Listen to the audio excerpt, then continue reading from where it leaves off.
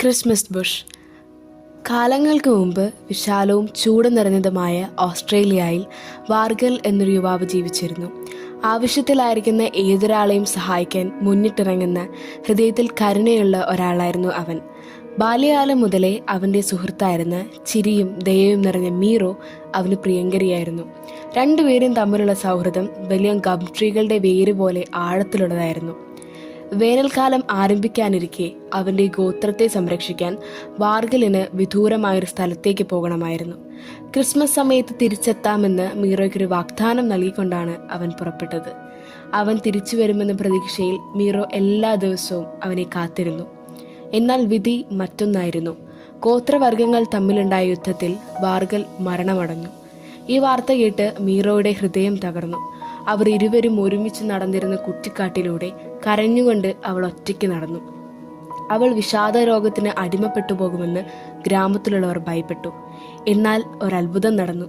ക്രിസ്മസിന് മുന്നോടിയായി വരുന്ന ഓസ്ട്രേലിയൻ വേനൽക്കാലത്തിന്റെ തുടക്കത്തിൽ മീറ നടന്നിരുന്ന കുറ്റിക്കാട്ടിൽ മങ്ങിയ പച്ച നിറത്തിലുള്ള ചെടികൾ അത്ഭുതകരമായി നിറം മാറാൻ തുടങ്ങി. അതിൻ്റെ ഇലകൾ കടും ചുവപ്പ് നിറമുള്ളതായി, ചൂടേറിയ സൂര്യപ്രകാശത്തിൽ ജ്വലിക്കുന്നതുപോലെ. ഇത്ര സുന്ദരമായൊരു ദൃശ്യം ആരും ഒരിക്കലും കണ്ടിട്ടില്ല. പ്രകൃതി ചുവന്ന വസ്ത്രം ധരിച്ചെന്ന പോലെയുള്ള കാഴ്ച.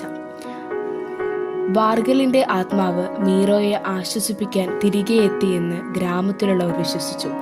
സ്നേഹം ഒരിക്കലും അപ്രത്യക്ഷമാകില്ല എന്ന് ഓർമ്മിപ്പിച്ചുകൊണ്ട് കുറ്റിക്കാട് ചുവപ്പ് പരവതാനി വിരിച്ചതുപോലെ. അന്നു മുതൽ ആ ചെടികളെ ക്രിസ്മസ് ബുഷ് എന്ന് വിളിക്കാൻ തുടങ്ങി.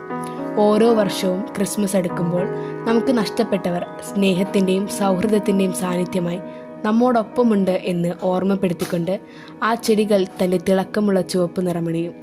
സ്നേഹം ദൂരം കൊണ്ടോ വേർപാട് കൊണ്ടോ മരണത്തിലൂടെയോ ഇല്ലാതാകുന്ന ഒന്നല്ല എന്നാണ് ഈ ഓസ്ട്രേലിയൻ ക്രിസ്മസ് ബുഷിൻ്റെ കഥ നമ്മെ ഓർമ്മിപ്പിക്കുന്നത്.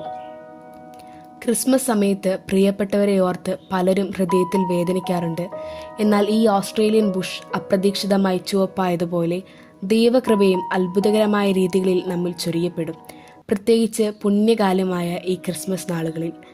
ഈ കഥ നമ്മോട് പറയുന്നത് നന്മയായുള്ളത് പൂർണ്ണമായി ഒരിക്കലും നഷ്ടപ്പെടില്ല. സ്നേഹം ഒരിക്കലും മരിക്കുകയില്ല. നിർമ്മല സ്നേഹം നമ്മുടെ ഹൃദയത്തിൽ വർണ്ണങ്ങളായും ഓർമ്മകളായും എന്നും വിരിയും.